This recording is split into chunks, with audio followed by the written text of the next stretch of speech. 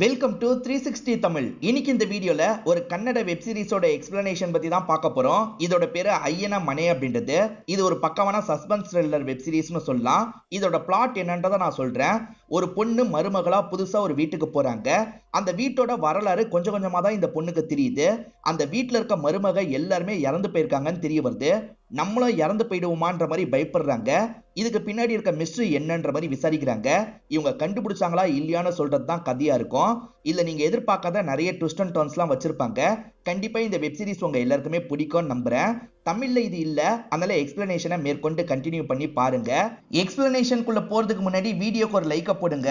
அது மூலியமா இந்த வீடியோ இன்னும் நிறைய பேர்கிட்ட கொண்டு போய் சேர்க்கப்படும். மேற்கொண்டு டைம் வேஸ்ட் பண்ணாம நம்ம நேரடியா எக்ஸ்பிளனேஷனுக்குள்ள போயிடலாம். வெப் சீரிஸோட ஸ்டார்டிங் சீனே ரெண்டு பேருக்கு கல்யாணம் முடிஞ்ச மாதிரி காட்டுறாங்க. மாப்பிள்ளையோட அண்ணனும் தங்கச்சியும் கூட்டு போறதுக்காக வாசல்ல வெயிட் பண்ணிட்டு இருக்காங்க. இப்ப பொண்ணு இருக்காங்கல்ல, வீட்டை விட்டு பொறுமையா வெளியே வந்துட்டு இருக்காங்க. அம்மாவும் அப்பாவும் வழி அனுப்புறதுக்காக வாசல் கிட்ட வராங்க.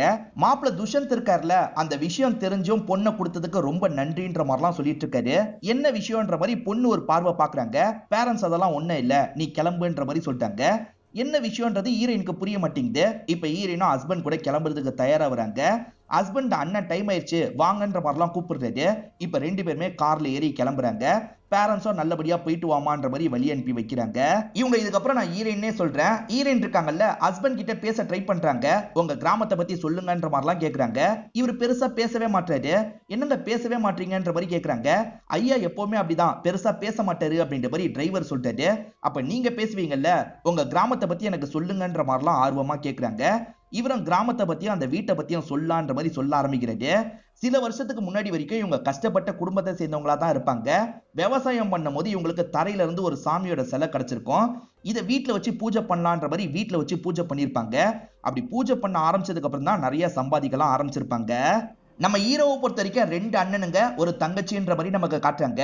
இவர் சொல்லிக்கிட்டே வந்துட்டு இருக்காருல, அந்த இடத்துல போலீஸ் செக்கிங்லாம் நடந்துட்டு இருக்கு. இதனால டிரைவர் இருக்காருல, பேப்பர்லாம் எடுத்துக்கிறாரு. இருங்க நான் வந்துடுறேன்ற மாதிரி அவங்க கிட்ட பேப்பரை காட்டுறதுக்காக போறாரு.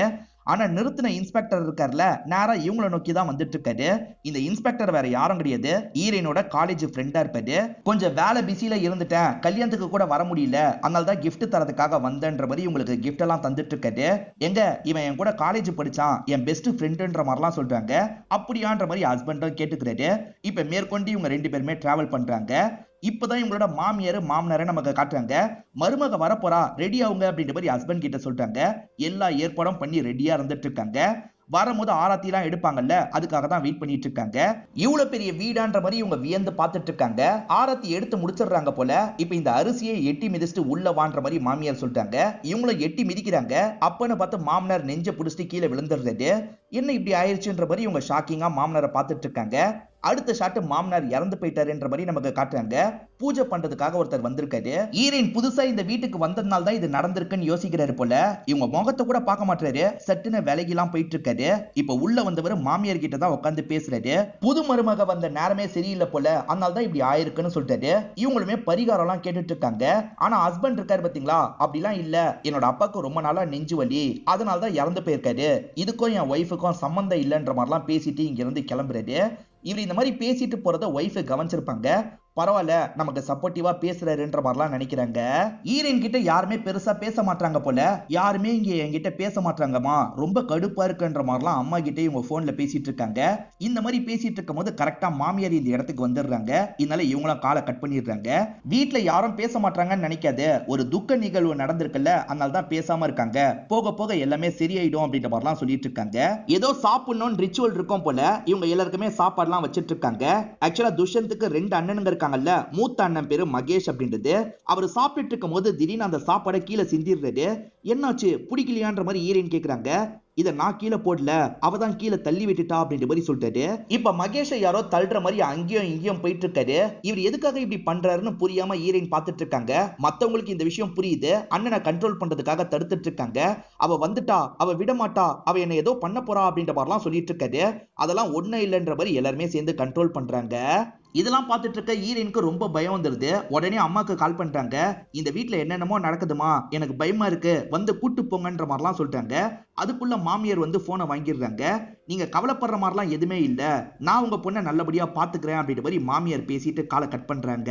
இவங்க வந்தோடனே மாமனார் இறந்து போயிருக்காருல, அதனால கொஞ்ச நாள் இவங்க 2 பேர் சேரக்கூடாது அப்படின்ற மாதிரி ஜோசியர் சொல்லியிருப்பாரு. நீங்க கொஞ்ச நாள் சேரக்கூடாதுமா, நீ என் பொண்ணு ரூம்ல போய் படுத்துக்கோன்ற மாதிரி மாமியார் சொல்லிட்டாங்க.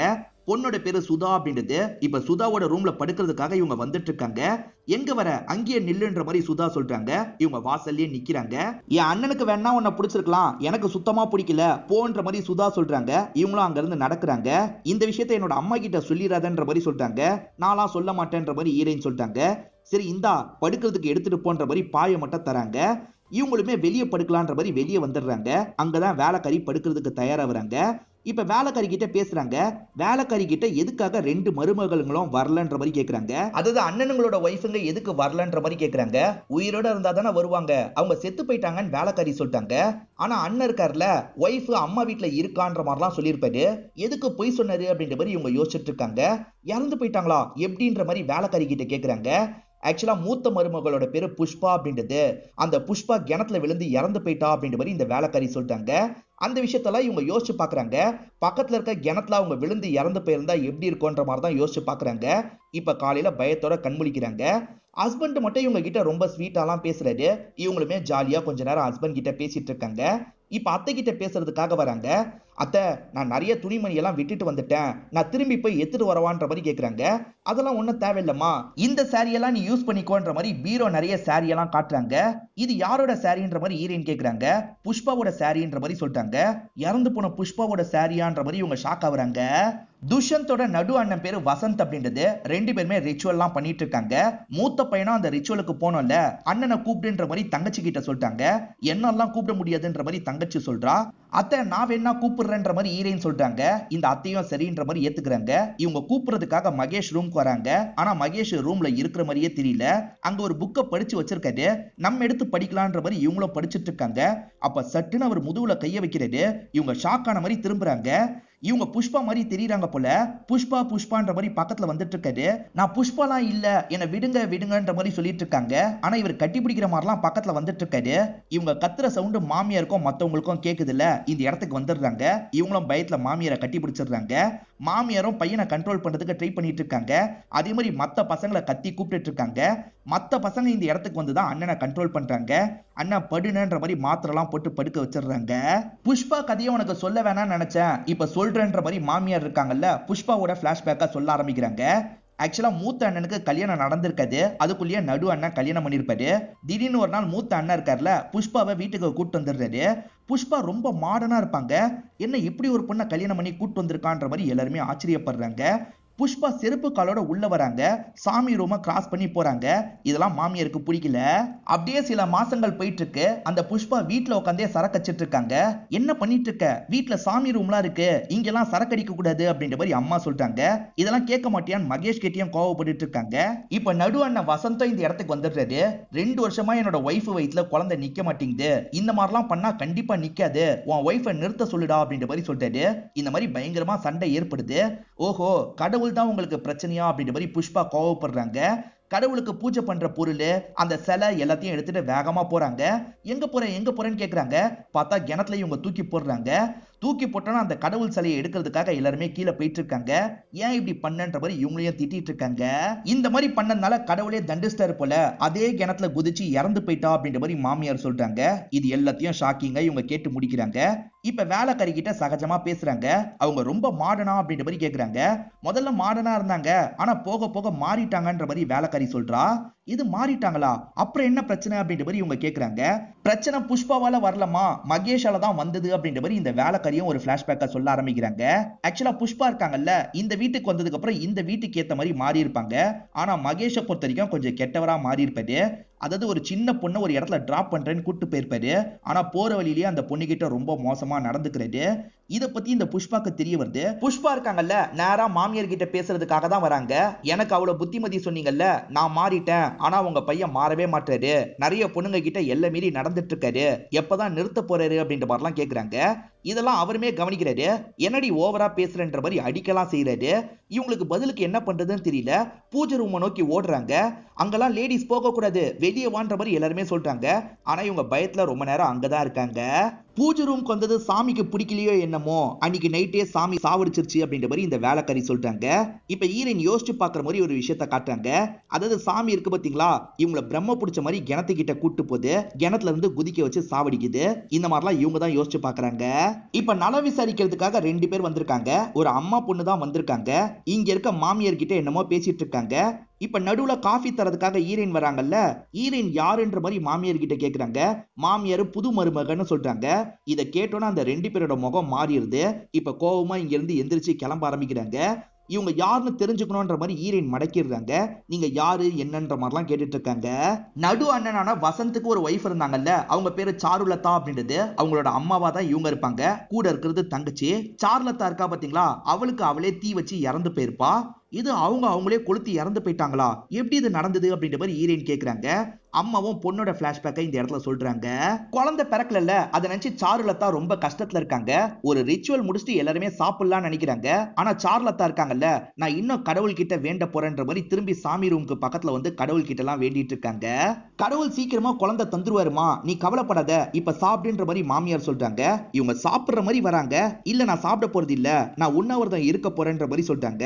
குழந்தை இல்லாதனால இவங்க ரொம்ப பண்ணிட்டு இருக்காங்க. இப்ப திடீர்னு டேட் தள்ளி போது வீட்டுல எல்லாருமே ரொம்ப சந்தோஷப்படுறாங்க. பிரெக்னன்ட்டா இருக்க தான் வாய்ப்பு இருக்குன்ற மாதிரி எல்லார்கிட்டயும் பேசிட்டு இருக்காங்க. இப்ப செக் பண்ண டாக்டர் இருக்காரு பாத்தீங்களா, இது பிரெக்னன்ட்டுக்கான அறிகுறி இல்ல, இவங்களுக்கு ஓசிடி ப்ராப்ளம் இருக்கு, அதனால தான் பீரியட்ஸ் தள்ளி போயிருக்கு, இவங்க பிரெக்னன்ட்டா இல்லன்னு சொல்றாரு. இதெல்லாம் சார்லத்தாவோட அம்மா தானே ஹீரோயின் கிட்ட சொல்லிட்டு இருக்காங்க. அப்ப மாமியார் இந்த இடத்துக்கு வந்துடுறாங்க. இன்னும் நீங்க போலியான்ற மாதிரி கேட்டு பேசி இவங்க 2 பேரையும் இங்க இருந்து அனுப்பி வச்சிடுறாங்க. ஆனா அவங்க 2 பேர்கிட்ட பேசினதுல ஹீரோயினுக்கு வேற ஒரு விஷயம் தெரிய வந்திருக்கு. சாருலதாக்கு ஒரு தங்கச்சி இருந்தாங்கல்ல, அந்த தங்கச்சியை துஷ்யந்த் கல்யாணம் பண்ற மாதிரி பிளான்லாம் போயிருக்கோம். இது எதுக்காக என்கிட்ட சொல்லல அப்படின்ற மாதிரி இவங்க கோவப்பட்டு இருக்காங்க. அப்போ மாமியார் இந்த இடத்துக்கு வந்துடுறாங்க. அவன் மேல அந்த தப்பு இல்லம்மா, என் மேலதான் அந்த தப்பு இருக்குன்ற மாதிரி ஒரு பிளாஷ்பேக்க சொல்றாங்க. இவங்க சொல்றதை நமக்கு விஷுவலா காட்ட ஆரம்பிக்கிறாங்க.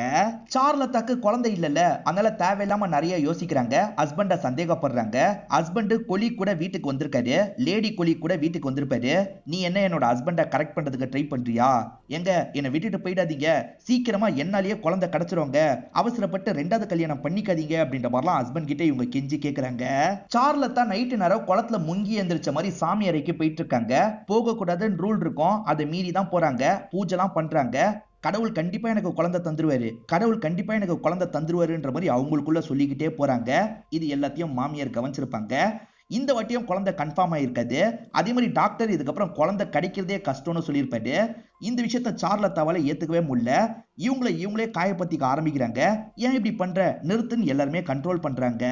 இப்ப சார்லத்தா மாமியார் கிட்ட ஒரு ரெக்வஸ்ட் வைக்கிறாங்க. இவங்க தங்கச்சியே இவங்களோட சின்ன பையனுக்கு கட்டி வைக்கணும்ன்ற மாதிரி தான் ரெக்வஸ்ட் வைக்கிறாங்க. அது மூலியமா ஒரு குழந்தை கிடைக்கும்ல, என் தங்கச்சி குழந்தை என் குழந்தை மாதிரி நான் நல்லபடியா பாத்துப்பேன், ப்ளீஸ் இதுக்கு உத்தரவு தாங்கன்ற மாதிரிலாம் கேக்குறாங்க. மாமியாரோ சரின்ற மாதிரி ஏத்திருப்பாங்க. அதுல இருந்து சில நாள்லயே சாருலத்தா இருக்காங்கல்ல, அவங்களே கொளுத்தி இறந்து போயிருப்பாங்க. இதுதான் நடந்தது அப்படின்ற மாதிரி மாமியார் சொல்றாங்க. நான் தான் வாக்கு கொடுத்தேன், இதுக்கும் அவனுக்கும் எந்த ஒரு சம்பந்தமும் கிடையாது, தேவையில்லாம யோசிக்காதமா, நான் வரேன்ற மாதிரி நடக்கிறாங்க. அப்பயும் ஹீரோயின் இருக்காங்கல்ல, வேற ஒரு விஷயத்தை பத்தி பேசணும், இவருக்கு ஏற்கனவே ஒரு கல்யாணம் ஆயிருக்காமே, இதை பத்தி அவங்க தான் சொன்னாங்க. பிந்து யாருன்ற மாதிரி கேக்குறாங்க. உண்மையிலேயே துஷ்யந்துக்கு பிந்துன்னு ஒருத்தவங்க கூட கல்யாணம் ஆயிருக்கு போல. இதுக்கு மாமியார் எந்த பதிலும் சொல்ல மாட்டாங்க. இவராலையும் எந்த ஒரு பதிலும் சொல்ல முடியல. அப்ப நடு அண்ணன் இருக்காருல, இதெல்லாம் உன்னோட பேரண்ட்ஸ் கிட்ட ஏற்கனவே சொல்லியாச்சுன்ற மாதிரி சொல்றாரு. இது பேரண்ட்ஸ் கிட்ட சொல்லிட்டீங்களான்ற மாதிரி இவங்க ஷாக் ஆகுறாங்க. இப்போ உடனே அம்மாக்கு கால் பண்ணி பேசுறாங்க. இவருக்கு ஏற்கனவே பிந்துன்னு ஒருத்தவங்க கூட கல்யாணம் ஆயிருக்குமா, இது உங்களுக்கு தெரியும்னு சொல்றாங்களே, உண்மையான்ற மாதிரி கேக்குறாங்க. மாப்பிள்ள நல்லவருமா, அதனால தான் தெரிஞ்சோம் கல்யாணம் பண்ணி வச்சோன்ற மாதிரி அம்மா சொல்றாங்க. என்னை பத்தி தெரிஞ்சோம் பொண்ணு கொடுத்ததுக்கு நன்றின்ற மாதிரி மாப்பிள்ள ஸ்டார்டிங் சொன்னார்ல, அதுக்கு காரணம் இதுவா தான் இருக்கும். இப்ப இவங்களுமே ஹஸ்பண்ட் கிட்ட பேச வராங்க. அந்த பிந்துவை பத்தி சொல்லுங்க, நான் தெரிஞ்சுக்கணும்னு கேக்குறாங்க. இவரும் சொல்ல ஆரம்பிக்கிறாரு. திருவிழாக்கு டான்ஸ் பண்றதுக்காக ஆளுங்க வருவாங்கல்ல, அந்த மாதிரி பரதநாட்டியம் ஆடுறதுக்காக தான் பிந்துன்னு ஒருத்தங்க வந்திருப்பாங்க. இவருமே இவரோட வீட்டுல இடம்லாம் இவங்களுக்கு ஒதுக்கி தந்துடுறாரு. நைட்டு நேரம் இவங்களும் பர்ஃபார்ம்லாம் பண்ணிட்டு இருக்காங்க. அப்ப போன் கால் வருது. இவர் தான் அந்த காலை எடுத்து பேசுறதுக்காக வராரு. பரதநாட்டியம் ஆடுறதுக்காக ஒருத்தங்களை வர சொல்லியிருப்பாங்க போல. சாரி சார், கடைசி நேரத்துல வர முடியாம போயிடுச்சுன்ற மாதிரி சொல்றாங்க. அப்ப இப்ப வந்திருக்கிறது யாரு, பிந்து யாருன்ற மாதிரி யோசிக்கிறாரு. நேரடியா நீங்க யாரு, எதுக்காக வந்திருக்கீங்கன்ற மாதிரிலாம் கேக்குறாரு. பிந்துவால எதுவுமே பேச முடியல, அமைதியா இருக்காங்க. இப்ப நைட்டு நேரம் யாருக்குமே தெரியாம இங்க இருந்து கிளம்பிடலான்னு கிளம்ப போறாங்க. ஆனா இவர் தடுத்துடுறாரு. உங்க பிரச்சனை என்ன சொல்லுங்கன்ற மாதிரிலாம் கேக்குறாரு. இவங்களுமே இவர்கிட்ட உட்காந்து பேச ஆரம்பிக்கிறாங்க. பிந்துக்கு 24 வயசு தான் ஆகுது. பரதநாட்டியத்துல பெரிய லெவலுக்கு போகணுன்ற மாதிரி ஆசைப்படுறாங்க. ஆனா அப்பா இருக்கார்ல, ரொம்ப வயசான நபருக்கு கல்யாணம் பண்ணி வைக்கலாம்னு நினைக்கிறாரு. இல்ல சுத்தமா விருப்பம் இல்லாம தான் வீட்டை விட்டு ஓடி வந்திருப்பாங்க. இங்க பரதநாட்டியம் டான்சர் தேவைன்னு சொன்னோன்னா நான் தான் வந்த ஆளுன்ற மாதிரிலாம் இவங்க நடிச்சிருப்பாங்க. சரி வாங்க நம்ம வீட்லயே தங்குங்கன்ற மாதிரி இவரும் வீட்டுக்குள்ள கூட்டு போறாரு. ஆனா இந்த பொண்ணு இங்க இருக்கிறது அப்பாக்கு தெரிஞ்சிருது போல. அப்பா இருக்கார்ல, இப்ப இந்த இடத்துக்கு வந்துடுறாரு.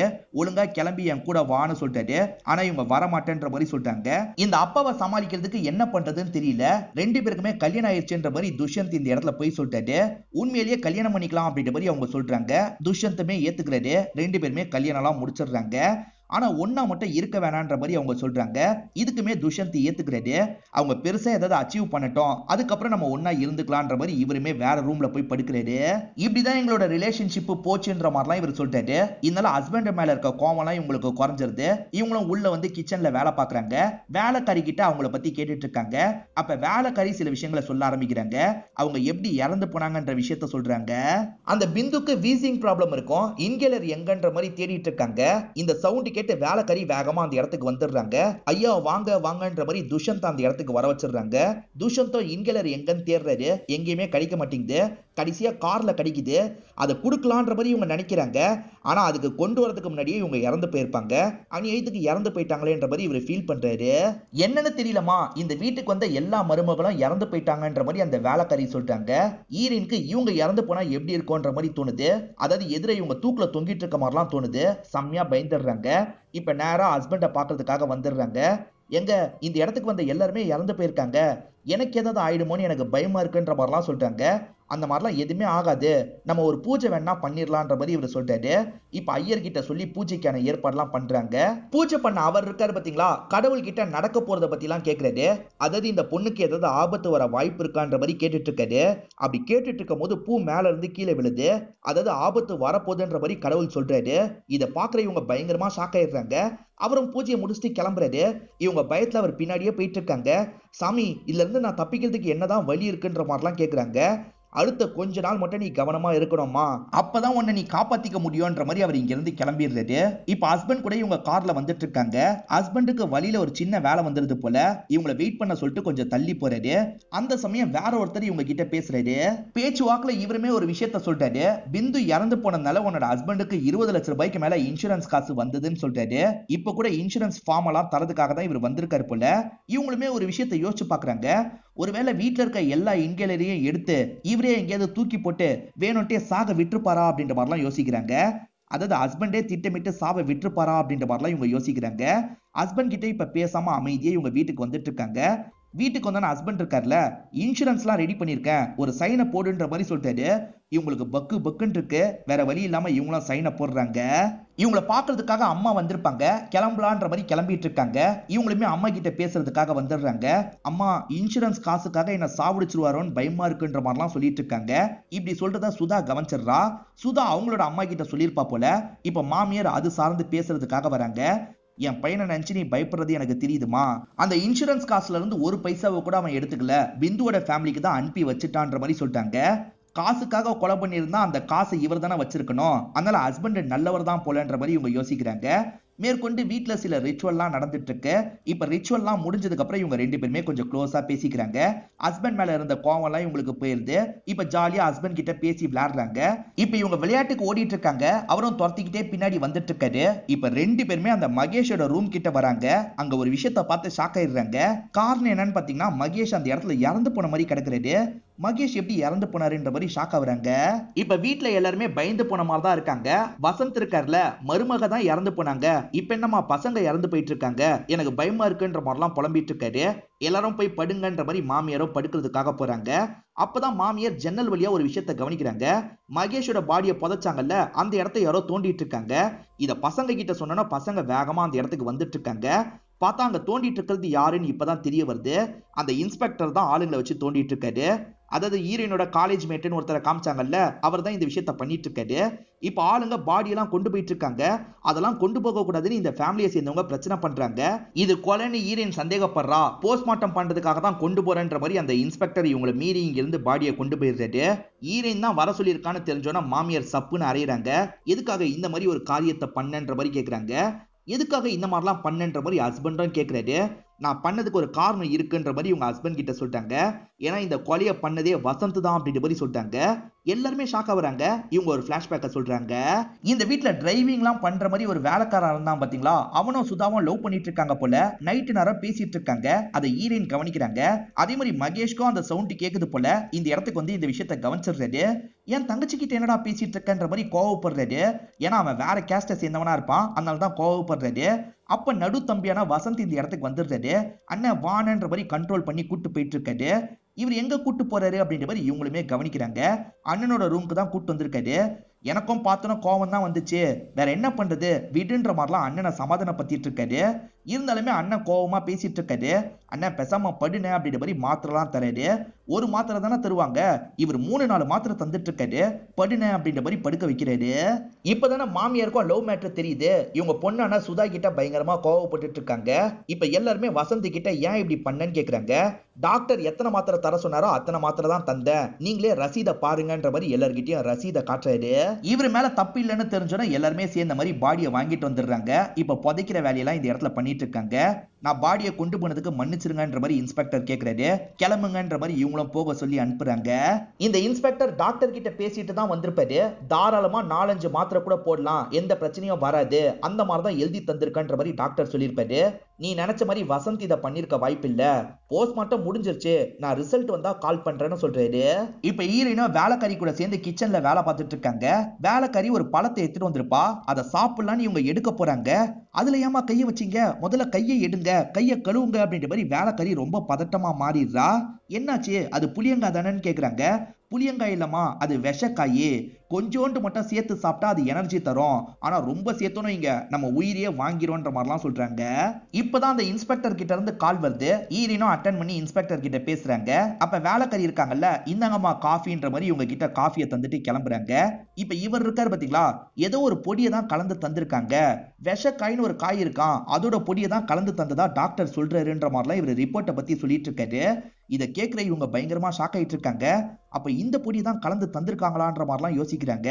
இவங்க டீ குடிச்சாங்கல்ல, அதனால லைட்டா இவங்களுக்கு மயக்கம் வருது. நான் பேசுறத கேக்குறியான்ற மாதிரி இன்ஸ்பெக்டர் கேட்டுட்டு இருக்காரு. எதிர் சைட்ல அவங்க பொத்துன்னு கீழே விழுற சவுண்ட் இவருக்கு கேக்குது. என்னாச்சு ஏதாச்சுன்னு பாக்கணும்ன்ற மாதிரி கிளம்புறாரு. இவங்களுமே இப்ப பயங்கரமா துடிச்சிட்டுலாம் இருக்காங்க. ஹஸ்பண்ட் வந்து என்னாச்சு ஏதாச்சுன்ற மாதிரி செக் பண்றாரு. வேலைக்காரி வீட்டை விட்டு ஓடுறத ஆளுங்க கவனிக்கிறாங்க. அவ தான் ஏதோ பண்ணிட்டா போல அப்படின்ற மாதிரி வேலைக்காரியை பிடிக்கிறதுக்காக துரத்திட்டு இருக்காங்க. ஹஸ்பண்டும் அந்த இன்ஸ்பெக்டரும் சேர்ந்த மாதிரி தான் துரத்திட்டு இருக்காங்க. ஒரு ஸ்டேஜ்ல அந்த வேலைக்காரியை ஒரு இடத்துல லாக் பண்ணிடுறாங்க. எதுக்காக ஓட பார்த்த, என்ன பண்ண, ஒழுங்கா சொல்லுன்ற மாதிரிலாம் கேக்குறாங்க. அந்த வேலைக்காரி தான் டீ தந்த மாதிரியே நமக்கு காமிச்சிருப்பாங்க. இப்ப வேலைக்காரி பக்கத்துல வந்தோன்னே ஹீரோயின் இருக்காங்கல்ல, வேலைக்காரியோட கையை பிடிச்சி நன்றின்னு சொல்றாங்க. அதாவது வேலைக்காரி கொல்ல ட்ரை பண்ணல, காப்பாத்த தான் ட்ரை பண்ணிருக்காங்க. இப்பதான் நடந்த விஷயத்த நமக்கு காட்டுறாங்க. ஆக்சுவலா இவங்க மயங்கி பொத்துன்னு கீழே விழுந்தாங்கல்ல, அப்போ முதல்ல அந்த இடத்துக்கு வேலைக்காரி தான் வந்திருப்பாங்க.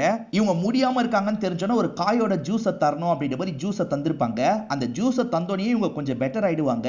இன்னும் ஜூஸை எடுக்கணும்ன்ற மாதிரி தான் இவங்க வெளியே போயிருப்பாங்க. தப்பிச்சுலாம் ஓடி இருக்க மாட்டாங்க. இப்பதான் எல்லாருக்குமே புரியுது. வேலைக்காரி பண்ணலனா யார் பண்ணான்ற மாதிரி ஒரு கேள்வி வருது இல்ல. இப்பதான் ஒரு ட்விஸ்ட நமக்கு ரிவீல் பண்றாங்க. ஆக்சுவலா மாமியார் தான் அந்த காஃபியை ரெடியே பண்ணிருப்பாங்க. அந்த டீ ஸ்டவ்ல இருக்கும் போதே மாமியார் இருக்காங்கல்ல, வேலைக்காரி வந்தோட நீ ஒரு கிளாஸ் வாங்கிக்கோமா, அதே மாதிரி ஒரு கிளாஸை எனக்கு கொடுத்து விட சொல்லுன்ற மாதிரி மாமியார் இங்க இருந்து கிளம்புறாங்க. மாமியார் தான் அதை கலந்திருக்க வாய்ப்பு இருக்குன்னு ஹீரோயினுக்கு தெரிஞ்சிருது. ஒருவேளை நம்ம தான் பண்ணோன்றதை கண்டுபிடிச்சிருப்பாளா அப்படின்ற மாதிரி மாமியார் செம்ம பயத்துல இருக்காங்க. ஹீரோயினுமே பக்கத்துல வந்துட்டு இருக்காங்க. நம்ம கிட்ட அதை பத்தி கேட்டுவாளா அப்படின்ற மாதிரி மாமியார் ரொம்ப பயந்துட்டு இருக்காங்க. ஆனா ஹீரோயின் அதை பத்தி கேட்க மாட்டாங்க. ஆனா இவங்க தான் பண்ணாங்கன்றது 100% ஹீரோயினுக்கு தெரியுது. இப்ப கோயிலுக்காக எல்லாருமே கிளம்பிட்டு இருக்காங்க.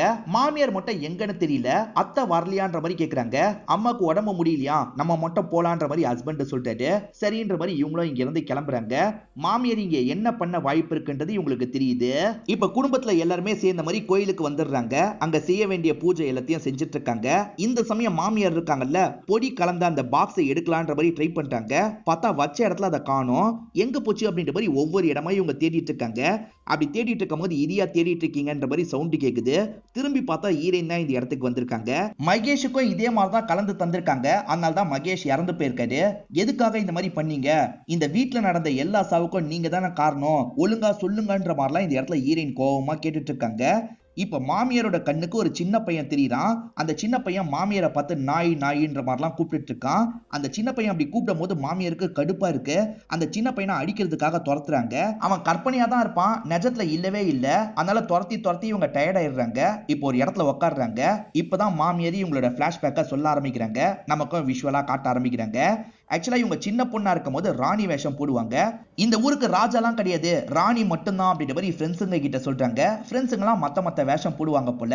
இப்ப ஜாலியா கொஞ்ச நேரம் விளையாடுறாங்க. அதுக்கப்புறம் வீட்டுக்கு வந்துடுறாங்க. இப்ப வீட்டுல அம்மா இருக்காங்கல்ல, இந்த சாப்பிடுன்ற மாதிரி பழைய சோறை தராங்க. ஒரு ராணி பழைய சோறை சாப்பிடுறதா அப்படின்ற மாதிரி இந்த பொண்ணு தட்டை கீழே போட்டுறா. இதை பாக்குற அம்மா டென்ஷன் ஆயிடுறாங்க. ஏண்டி சோறை கீழே போடுவியா, இந்த நாய் மாதிரி சாப்பிடு அப்படின்ற மாதிரி அம்மா இருக்காங்கல்ல, தலையை பிடிச்சி அந்த சோறெல்லாம் சாப்பிட வைக்கிறாங்க. இது நடந்துட்டு இருக்கும் போது அந்த நாடகத்துல நடிக்கிற ஒரு பையன் இந்த இடத்துக்கு வந்து இந்த விஷயத்த பாத்துறான். சிரிச்சுக்கிட்டே அந்த பையனும் இங்க இருந்து கிளம்பிடுறான். மறுநாள் இவங்க ராணி மாதிரி நடிச்சிட்டு இருக்காங்க. ஆனா பசங்க எல்லாருமே நாய் நாயின்னு கிண்டல் பண்றாங்க. அந்த பையன் சொல்லிதான் கிண்டல் பண்றாங்கன்னு இவங்களுக்கு புரிஞ்சிருது. என்னையா நாயின்னு சொல்ற அப்படின்ற மாதிரி இவங்க இருக்காங்கல்ல, சட்டுன்னு கழுத்தை பிடிச்சு அவனை நெரிச்சிட்டு இருக்காங்க. விடு விடுன்ற மாதிரி அந்த பையன் கெஞ்சி கேட்கிறான். கடைசியில தான் இவங்க விடுறாங்க. இதுக்கப்புறம் பயந்து ராணின்னு தான் கூப்பிடுவாங்கன்ற மாதிரிலாம் யோசிச்சுட்டு இருக்காங்க. அந்த பையனை எதுக்காக அடிச்ச, அந்த பையனோட அம்மா என்கிட்ட சண்டை போடுறாங்கன்ற மாதிரி அம்மா இருக்காங்கல்ல, பொண்ணுக்கு சூடெல்லாம் வச்சிட்டு இருக்காங்க. இவங்களும் வலியால துடிக்கிறாங்க. இப்ப அந்த பசங்க கிண்டல் பண்ணி நாயி நாயின்ற மாதிரிலாம் சவத்துல எழுதி வச்சிருக்காங்க. அந்த பசங்க கிண்டல் பண்ணதுக்கு அம்மா தானே காரணம், அம்மாவை போட்டு தள்ளணும்ன்ற மாதிரி இவங்க முடிவு பண்ணிடுறாங்க. இந்தாங்கம்மா சாப்பிடுங்கன்ற மாதிரி சாப்பாடு எடுத்துட்டு வந்து தராங்க. இதுல அந்த காயை கலந்துருக்காங்க போல. அம்மாவும் இந்த இடத்துல துடிச்சு இறந்து போறாங்க. என்ன எல்லாருமே ராணின்னு தான் கூப்பிடணும் அப்படின்ற மாதிரி இவங்க வில்லத்தனமா சொல்லிட்டு இருக்காங்க. எல்லாமே நம்ம கண்ட்ரோல்ல தான் இருக்கணும்ன்ற மாதிரி இவங்க நினைப்பாங்க. அதுக்கேத்த மாதிரி தான் ஒருத்தரை பார்த்து கல்யாணம் பண்ணிருப்பாங்க. அவரை இவங்க கண்ட்ரோல்ல வச்சிருப்பாங்க. அதுக்கப்புறம் பசங்க எல்லாம் பிறந்திருப்பாங்க. பசங்க எல்லாரையும் இவங்க கண்ட்ரோல்ல தான் இவங்க வச்சிருப்பாங்க. பிரச்சனை எப்ப தெரியுமா ஆரம்பிச்சிருக்கோம், அந்த புஷ்பான்னு ஒருத்தங்க வந்தாங்கல்ல, அப்பதான் ஆரம்பிச்சிருக்கோம். அந்த புஷ்பா மட்டும் தான் கொஞ்சம் எதிர்த்து பேசுவாங்க. புஷ்பா வரதுக்கு முன்னாடி அந்த சின்ன பையன் கண்ணுக்கு தெரிஞ்சிருக்கவே மாட்டான். புஷ்பா வந்ததுக்கு அப்புறம் அந்த சின்ன பையன் கண்ணுக்கு தெரிஞ்சு இவங்களை பார்த்து நாய் நாயின்னு சொல்றான். புஷ்பாவை ஏதாவது பண்ணணும் அப்படின்ற மாதிரி இவங்க முடிவு பண்ணிடுறாங்க. நைட்டு நேரம் புஷ்பா தூங்கிட்டு இருக்காங்க. புஷ்பா எந்திரிமா, உங்ககிட்ட பேசணும்ன்ற மாதிரி சொல்லிட்டாங்க. என்ன விஷயம்ன்ற மாதிரிலாம் புஷ்பா கேக்குறாங்க. வெளியே போய் பேசலான்ற மாதிரி கிணத்துக்கிட்ட புஷ்பாவை கூட்டு வந்துடுறாங்க. அப்படி கூட்டு வந்தவங்க சட்டுன்னு தள்ளி விட்டுறாங்க. பிரச்சனை என்னன்னா, தள்ளி விட்டதெல்லாம் இந்த ரெண்டாவது மருமகளான சாருலதா பாத்துறாங்க. செம்மையா டென்ஷன் ஆயிடுறாங்க. இப்ப இவங்க வேலை பார்த்துட்டு இருக்கும் போது சப்பு சப்புன்னு கண்ணத்துல அறையிறாங்க. நான் உன்னை அடிக்கிறதுக்கு 2 காரணம் இருக்கு. காரணம் அவளை நீ சாவடிச்சதுக்கு. 2வது காரணம் என்ன தெரியுமா, என் வயிற்றுல புழு பூச்சி முளைக்காததுக்கு நீ தான் காரணம். எனக்கு அடிக்கடி அந்த காயை தந்திருக்க. இப்பதான் எனக்கு அது புரியுது. ஏன்னா சாருலதாக்கு குழந்தைலாம் பிறந்துருச்சுன்னா வசந்த் ஒய்ஃப் சொல்ற பேச்சை கேட்டு ஆடுவாரு. அதெல்லாம் நடக்க கூடாதுன்றதுக்காக தான் இப்படி பண்ணிருப்பாங்க. இதனால தான் சாருலதா சப்பு சப்புன்னு கண்ணத்துல அரைஞ்சிட்டு இருக்காங்க. திரும்பி அந்த சின்ன பையன் கண்ணுக்கு தெரியுறான். நாயி நாயின்ற மாதிரிலாம் இவங்களை பார்த்து சொல்லிட்டு இருக்கான். இவங்க இவளையும் போட்டு தள்ளணும் அப்படின்ற மாதிரிலாம் முடிவு எடுத்துடுறாங்க. நைட்டு நேரம் இவ தூங்கிட்டு இருக்கும் போது மேல கிருஷ்ணகில ஊத்திட்டு இருக்காங்க. அவளுமே சுதாரிச்சு தப்பிக்கலான்னு பாக்குறா. அதுக்குள்ள இவங்க தான் தீய வச்சு சாவடிச்சிருப்பாங்க. துஷ்யந்த் நம்ம பேச்சை கேட்காம இருக்க கூடாது, அதனால பிந்துவோட கதையும் முடிக்கணும்ன்ற மாதிரி இவங்க தான் கதையை முடிச்சிருப்பாங்க. இது எல்லாத்தையும் கேட்டுட்டு இருக்க ஹீரோயின் இருக்காங்கல்ல, சாமி பேரை சொல்லிதான் இத்தனை பேரை சாவடிச்சிருக்க, இப்படி பண்ண உனக்கு அசிங்கமா இல்லையான்ற மாதிரி கேக்குறாங்க. நான் இவ்வளவு பண்ண, சாமிக்கே இது பிரச்சனையா இல்ல, உனக்கு என்னடி பிரச்சனை அப்படின்ற மாதிரி இவங்களும் திரும்பி மருமகளை பார்க்கலாம் நினைக்கிறாங்க. ஆனா அந்த இடத்துல இருக்கிறது ஹீரோயின் கிடையாது, சாமி தான். சாமி மாதிரி இருக்கிறத பார்த்து இவங்க ஷாக் ஆயிடுறாங்க. பயந்து பின்னாடி போக பாக்குறாங்க. அப்ப காலை ஏறவிடமா ஸ்லிப் ஆயிருது. பொத்துன்னு இவங்க படிக்கட்டுல இருந்து கீழே விழுந்துடுறாங்க. மண்டை பலமா இடிச்சிருது போல. உண்மையான கடவுளே வந்து இவங்களை சாவடிச்சிட்டாங்க போல. இப்ப கொஞ்ச நேரத்துல திருவிழாக்கு போன எல்லாருமே மொத்தமா இந்த இடத்துக்கு வந்துடுறாங்க. ஈரன்மே அவங்க கூட தான் வராங்க. சோ ஈரன் அவங்க கூட தான் இருந்திருக்காங்க. இங்க வந்தது சாமி தான் அப்படின்றது நமக்கு 100% கன்ஃபார்ம் ஆகுது. இந்த பசங்களுக்கு தான் அம்மாவை பத்தி தெரியாது. ஆனா ஈரனுக்கு அம்மா பண்ண எல்லாமே தெரியும். அநியாயத்துக்கு நிறைய பேரை சாவடிச்சாங்க. அதனால கடவுளே வந்து தண்டிஸ்டர் போல அப்படின்ற மாதிரிலாம் இவங்க உள்ளுக்குள்ள யோசிச்சுட்டு இருக்காங்க. இப்ப இவங்க தானே இந்த குடும்பத்திலேயே முக்கியமானவங்களா மாறிடுறாங்க. இங்க இருக்க வேலைக்காரங்களா இவங்களுக்கு வணக்கம் வச்சுட்டு இருக்காங்க. இவங்களுமே இப்ப கார்ல ஏறி எங்கேயோ கிளம்ப போறாங்க போல. வேலைக்காரி கிட்ட பேசிட்டு சிரிச்சுக்கிட்டே இங்க இருந்து கிளம்புறாங்க. இதோடயே இந்த சீரீஸோட கதையை நமக்கு முடிச்சிடுறாங்க. இதுல வந்து ட்விஸ்ட் அண்ட் டர்ன்ஸ்லாம் கண்டிப்பா உங்களுக்கு பிடிச்சிருக்கும்னு நம்புறேன். இந்த வீடியோ உங்களுக்கு பிடிச்சிருந்ததுன்னா லைக் பண்ணுங்க, கமெண்ட் பண்ணுங்க, மறக்காம 360 தமிழ் சேனலை சப்ஸ்கிரைப் பண்ணுங்க. தொடர்ச்சியா இந்த மாதிரி வீடியோக்கள் வந்துகிட்டே தான் இருக்கும்.